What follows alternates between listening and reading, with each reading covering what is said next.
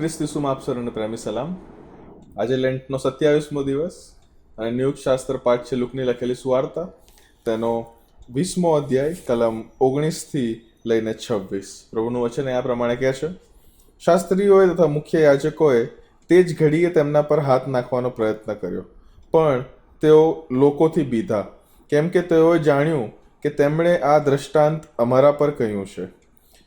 તેમના પર નજર રાખીને તેઓએ ન્યાયી હોવાનો ડોળ રાખનાર જાસૂસોને મોકલ્યા, એ માટે કે તેઓ તેમને વાતમાં પકડીને તેમને હાકેમના કબજામાં તથા અધિકારમાં સોંપી દે. તેઓએ તેમને પૂછ્યું, ઉપદેશક, અમે જાણીએ છીએ કે તમારું કહેવું મને શીખવવું સત્ય છે, અને તમે કોઈનું મોં રાખતા નથી, પણ સાચાઈથી ઈશ્વરનો માર્ગ શીખવો છો. તો આપણે કૈસરને કર આપવો ઉચિત છે કે નહીં? પણ તેમણે તેઓનું કપટ જાણીને તેઓને કહ્યું, મને 1 દિનાર દેખાડો. એના પર કોની છાપ તથા કોનો લેખ છે? તેઓએ કહ્યું, કૈસરના. ત્યારે તેમણે તેઓને કહ્યું, તો જે કૈસરના છે તે કૈસરને, અને જે ઈશ્વરના છે તે ઈશ્વરને ભરી આપો. તેઓ આ વાતમાં તેમને પકડી શક્યા નહીં, અને તેમના ઉત્તરથી આશ્ચર્ય પામીને તેઓ છાના રહ્યા.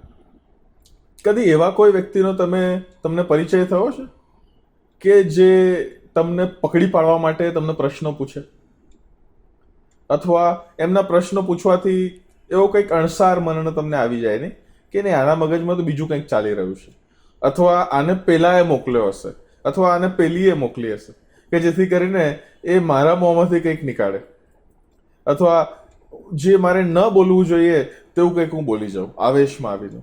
એવા લોકો સાથે તમને કદી પરિચય થયો હશે? કોર્ટમાં કદી ગયા છો તમે? કોર્ટમાં જવાના અનુભવમાં પણ તમને કદાચ ઘણું બધું એવું જોવા મળે કે વકીલ જે રીતના તમને પ્રશ્ન પૂછે, વકીલ જે રીતના તમારી આગળ પોતાનો પોઈન્ટ મૂકે, he has a intention behind it. હું ને તમે છેલ્લા 26 દિવસોથી અલગ અલગ લોકોનો પરિચય કરી રહ્યા છે કે જેઓ પ્રભુ ઈસુ ખ્રિસ્તની પાસે આવે છે, પ્રભુ ઈસુ ખ્રિસ્ત સાથે વાતચીત કરે છે. અમુક લોકો જેન્યુઅનલી પ્રશ્ન પૂછે છે, અમુક લોકો પકડી પાડવાના ઈરાદાથી પ્રશ્ન પૂછે છે.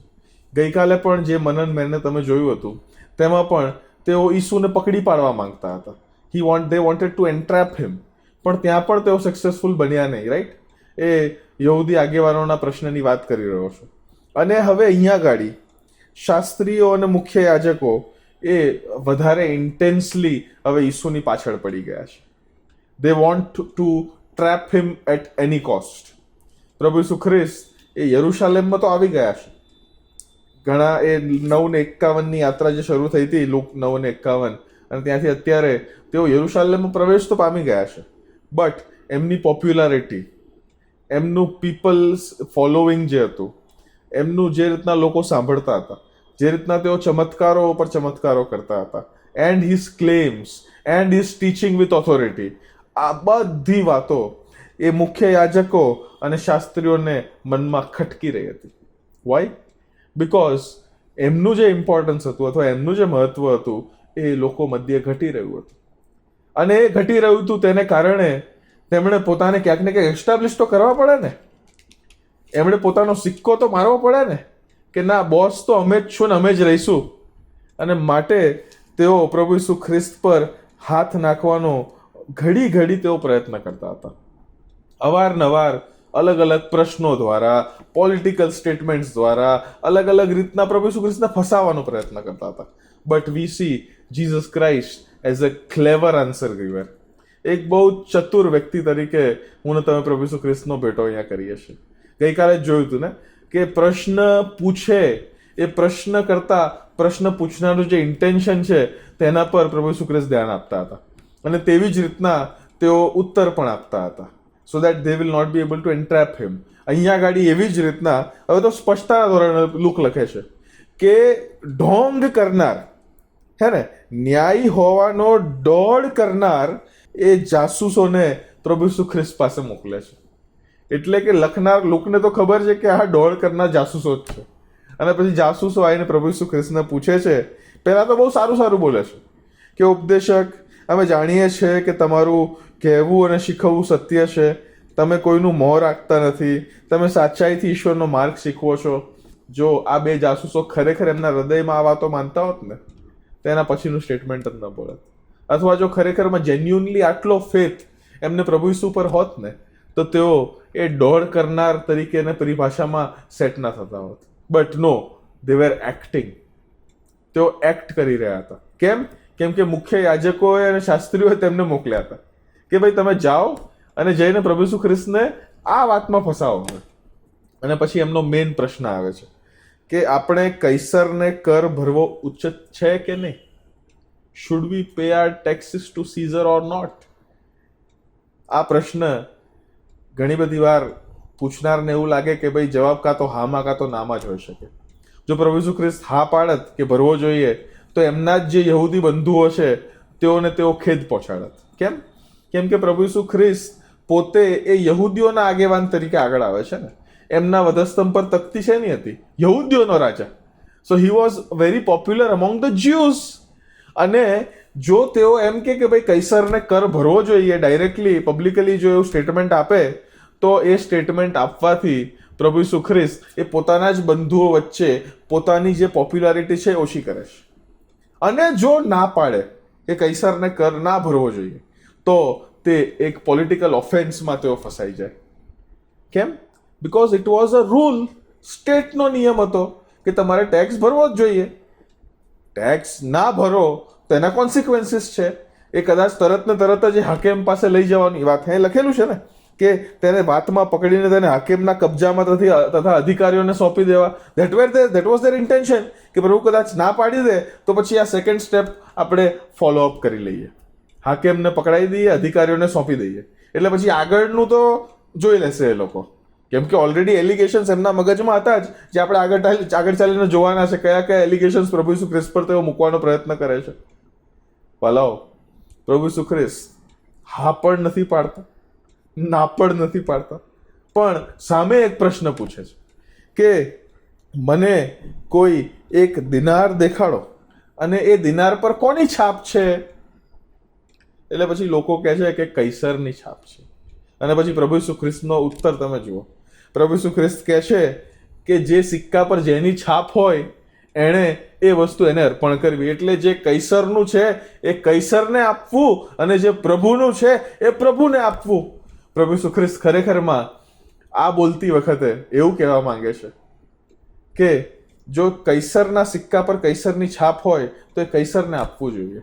પણ માણસો તરીકે અથવા પ્રશ્ન પૂછનાર તરીકે જાસૂસોમાં અથવા મારા કે તમારામાં કોની છાપ છે? ઉત્પત્તિની પુસ્તક તેનો 1 અધ્યાય 26 અને 27 કલમમાં બહુ સ્પષ્ટતાના ધોરણે એવું લખેલું છે. અને ઈશ્વરે કહ્યું કે આપણે આપણા પોતાના સ્વરૂપ તથા પ્રતિમા પ્રમાણે માણસને બનાવીએ અને સમુદ્રના માછલા પર તથા આકાશના પક્ષીઓ પર તથા ગ્રામ્ય પશુઓ પર તથા આખી પૃથ્વી પર તથા પૃથ્વી પર પેટે ચાલનાર સઘળા પ્રાણીઓ પર તેઓ અમલ ચલાવે. એમ ઈશ્વરે પોતાના સ્વરૂપ પ્રમાણે માણસને ઉત્પન્ન કર્યું અને ઈશ્વરના સ્વરૂપ પ્રમાણે તેમણે તેને ઉત્પન્ન કર્યું. તેમણે તેઓને નર નારી ઉત્પન્ન કર્યું. કોની છાપ મારા ને તમારા પર છે? We are stamped by the image of God. પ્રભુ ઈસુ ખ્રિસ્ત એ બહુ ચાતુર્યથી એ પ્રશ્નનો ઉત્તર આપે છે કે જે કૈસરનું છે એ કૈસરને આપો, જેની પર એની કૈસરની છાપ હોય. પણ મારા ને તમારા પર તો એ ઈશ્વરની છાપ છે. મને ને તમને તો પ્રભુની પ્રતિમા પ્રમાણે બનાવવામાં આપેલા છે. તો મારે ને તમારે પ્રભુને આપણું કેટલું અર્પણ કરવું રહ્યું?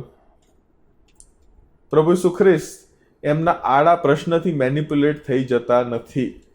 ના તેઓ ઇમ્પલ્સિવલી જવાબ આપી દેશે હા કે નામાં, but no, he takes a breath અને એ વિચાર કરતા બહુ જ સ્પષ્ટતાને ધોરણે બહુ જ ચાતુર્યથી એમને જવાબ આપે છે કે જે કૈસરનું છે એનું તો આપો જ, પણ મારા ને તમારા પર તો એ ઈશ્વરની છાપ છે. We are made in the image of God, so we should offer ourselves entirely to God.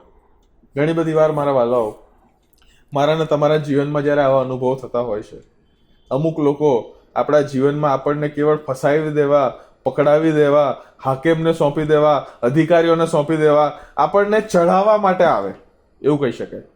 ચઢાવવા માટે. અને ચઢાવવા માટે પણ લોકોએ મોકલેલા હોય પાછા કે તું આમ કરી નાખ ને પછી જોઈ લઈએ, પેલું કરી નાખ ને, અરે આપણી ઓળખાણ છે, આપણે બાકી બધું સેટ કરી લઈશું. પણ પ્રભુ ઈસુ ખ્રિસ્ત આજે મને તમને કહેવા માંગે છે કે કોઈનાથી મેન્યુપ્યુલેટ થઈ જવાની જરૂર નથી, કોઈની પણ વાતોમાં આવી જવાની પણ જરૂર નથી. ધ્યાન રાખવું જોઈએ મારે ને તમારે કે આપણે શું કોઈનો ખભો તો નહીં બની જતા કોઈની પર ગોળી ચલાવવા માટે. Late us be very careful in our conduct મારા વાલાઓ, કેમ કે મારા ને તમારાની ઉપર પ્રભુની એ છાપ છે. We are made in the image of God, therefore we should conduct our lives that is worthy of being in the image of God. લોકોનો હાથો ન બની જઈએ, લોકોના ખભા ન બની જઈએ અને લોકો આપણો ઉપયોગ કરી જાય એવું ન કરીએ. Late us be very careful in our conduct. Let us be very careful in our answers. Let us be very careful in the way we present ourselves. કેમ કે આપણે યરુશલેમ તો પ્રવેશ પામી ચૂક્યા છે અહીંયા આ ઘડીએ, પણ હજી પણ વધસ્તંભ તો આગળ છે. પ્રભુ મને તમને કહેવા માંગે છે કે હું ને તમે જ્યારે સેલ્ફલેસલી એ સેલ્ફિશનેસને છોડતા પ્રભુનો જે આપણો જે પોતાનો વધસ્તંભ છે તે જ્યારે ઉંચકીને ઈસુની પાછળ ચાલીએ છે ને, it takes a lot of cleverness from our side as well. કે હું ને તમે પણ એ પ્રભુ જે જ્ઞાન મને તમને આપે, પ્રભુ જે દોરવણી મને તમને આપે એમના આત્મા, પવિત્ર આત્મા વડે એને આપણે આધીન થઈએ. Let us not rely on our own self. આપણે પોતાની જાત પર આધાર ન રાખીએ, પણ પ્રભુનો આત્મા જે રીતના પ્રેરણા કરે, પ્રભુ જે રીતના દોરે તે રીતના હું ને તમે આગળ ચાલીએ.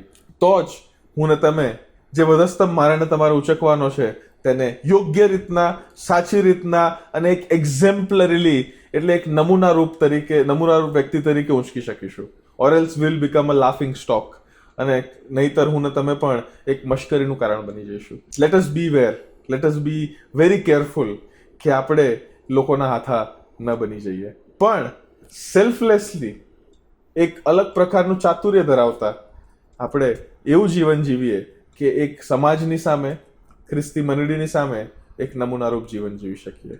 પ્રભુ આપ સર્વને આશીષ આપો. આમેન.